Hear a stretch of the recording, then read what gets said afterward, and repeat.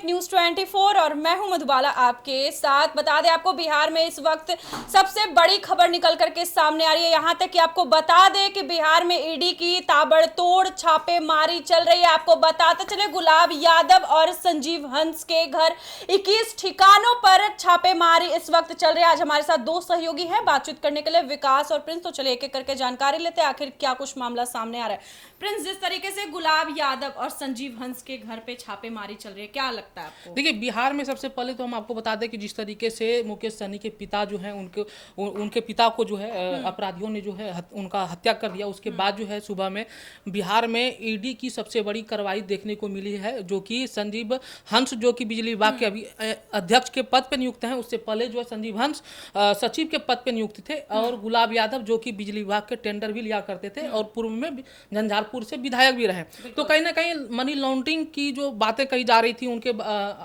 उनके तरफ से, सरकार की तरफ से, तो उन चीजों को लेकर ईडी जो है ताबड़तोड़ जो है छापेमारी कर रही है। सुबह से ही उनके घर पे छापेमारी चल रही है, किस ठिकानों पे चल रही है। झंझारपुर के अगर पूर्व विधायक जो है गुलाब यादव, उनके अगर ठिकानों की बात कर ले तो पुणे स्थित उनका आवास है, वहां पे भी ईडी के द्वारा जो है छापेमारी की जा रही है। पटना उनके आवास पर भी छापेमारी की जा रही है, और झंझारपुर के जो गंगापुर है उनके पैतृक आवास पर भी छापेमारी की जा रही है। वहीं दूसरी तरफ जो अगर संजीव हंस की अगर बात कर ले तो उनके पटना स्थित आवास पर छापेमारी की जा रही है, और दूसरी जगह उनके जो कार्यालय हैं, उनके जो दफ्तर है, वहां पे छापेमारी की जा रही है वर्तमान समय में। जी बिल्कुल बिल्कुल।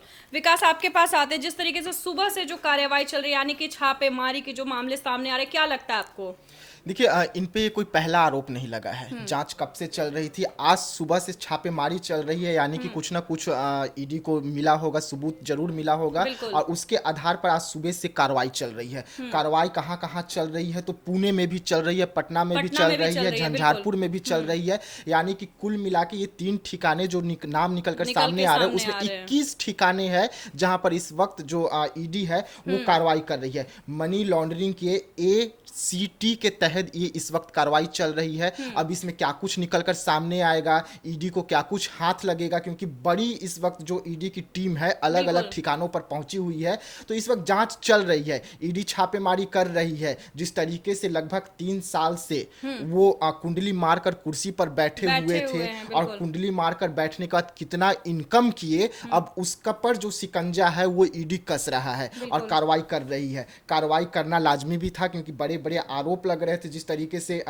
संजीव हंस की बात करें तो उनके साथ उनके जो पार्टनर रहे हुए हैं, और देखिए झंझारपुर के पूर्व विधायक गुलाब यादव हैं, दबंग है वो, कई ऐसे जो होते हैं ठेके वो ले चुके थे, उस पर काम किए हुए थे। तो अब दोनों का क्या कुछ रिश्ता है, उस पर भी जांच चल रहा है, और जांच में क्या कुछ निकलकर सामने आएगा ये देखना होगा। लेकिन इस वक्त अगर हम बात करें तो बिहार में ईडी बड़ी कार्रवाई कर रही है। 21 ठिकानों पर रेड पड़ी हुई है, पुणे में भी रेड पड़ी हुई है। थोड़े ही देर में साफ होगा कि ईडी को वहां से क्या कुछ मिलकर सामने आ रहा है और क्या कुछ निकलेगा सामने, और इसके बाद इनकी जो मुश्किलें हैं वो कितनी बढ़ेगी। बिल्कुल बिल्कुल।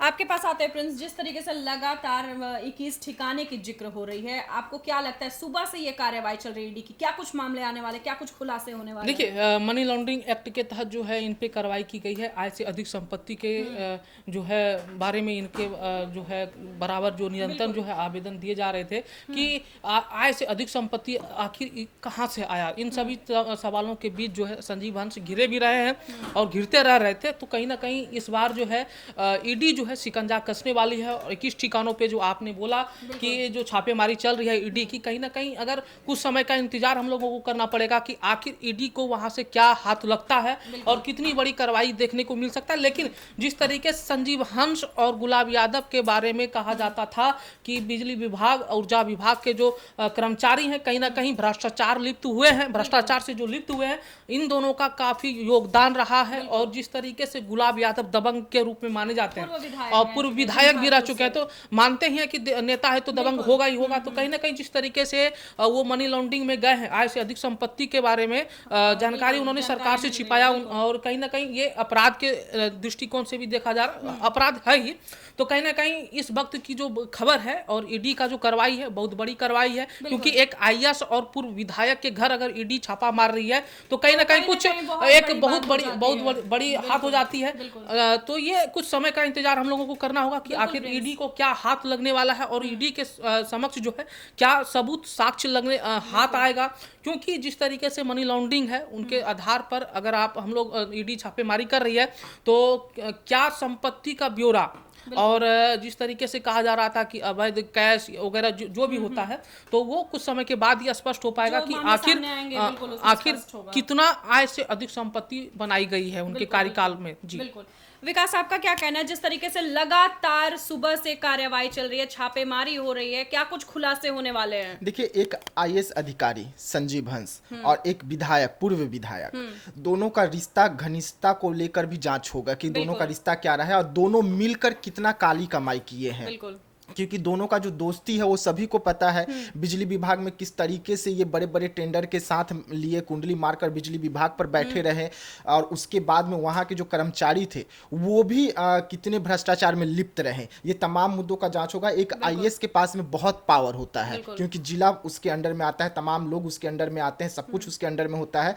तो ऐसे बहुत सारे टेंडर रहे होंगे जो संजीव हंस ने गुलाब यादव को दिए होंगे और दोनों मिलकर कितना काला कमाई किए हैं। अब इसका जांच हो रहा है और यही कारण है कि सुबह से लगातार नाम निकलकर सामने आ रहे थे, ईडी के रडार पर थे, लेकिन आज ईडी जो है वो एक्शन ले लिया है। लगातार 21 ठिकाने पर रेड मार के रखी है।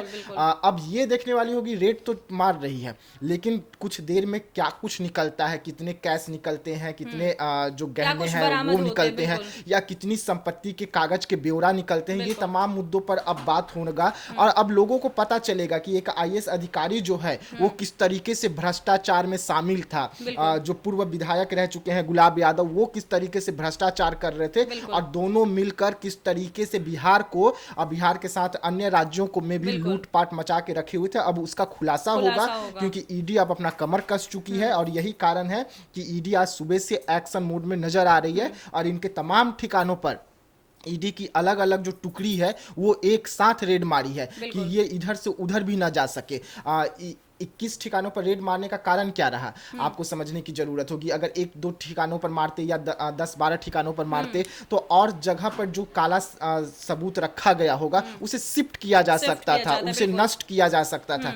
देखिए, जिस तरीके से ईडी आज सुबह से ताबड़तोड़ एक्शन में नजर आ रही है, यानी कि ईडी को कुछ ना कुछ बड़ा सबूत हाथ लगा है और यही कारण है कि एक आईएएस अधिकारी संजीव हंस और एक पूर्व विधायक गुलाब यादव जो हैं उनके ताबड़तोड़ घरों पर छापेमारी कर रहे हैं, 21 ठिकानों पर छापेमारी कर रहे हैं। अब देखने वाली बात होगी कि दोनों के यहाँ से क्या कुछ निकलकर सामने आता है, कितना ये काला धन जमा किए हुए हैं, कितनी संपत्ति इनके पास है, कितना इनके पास अवैध जमीन है। जब वो कागज निकलेंगे और जब ईडी पर्दाफाश करने लगेगी तो कहीं ना कहीं संजीव हंस और गुलाब यादव के लिए इस वक्त खतरे की घंटी है और 21 ठिकानों पर रेड पड़ने का सीधा सीधा ये ईडी ने संकेत दे दिया है कि अब आप बचने वाले नहीं है। अब हम बड़ी कार्रवाई करेंगे और जिस तरीके से आप लोगों पर जो आरोप लग रहा था कि आप लोग बहुत बड़ा भ्रष्टाचार में शामिल है, उसका बहुत जल्द अब बिहार में खुलासा होता हुआ नजर आएगा। और ये जो दोनों हैं, अगर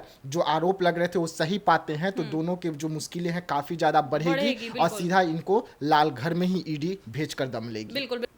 तो जैसा कि आपने सुना, इस वक्त की बड़ी खबर निकल करके सामने आ रही है। पूर्व विधायक गुलाब यादव को लेकर के काफी मुश्किलें बढ़ती हुई नजर आ रही है, वहीं पर आईएएस संजीव हंस को भी लेकर के कई मुश्किलें वाली खबर सामने आ रही है। अब देखना दिलचस्प होगा क्या कुछ मामले निकल करके सामने आते, क्या कुछ कार्यवाही होती है। तब तक के लिए धन्यवाद।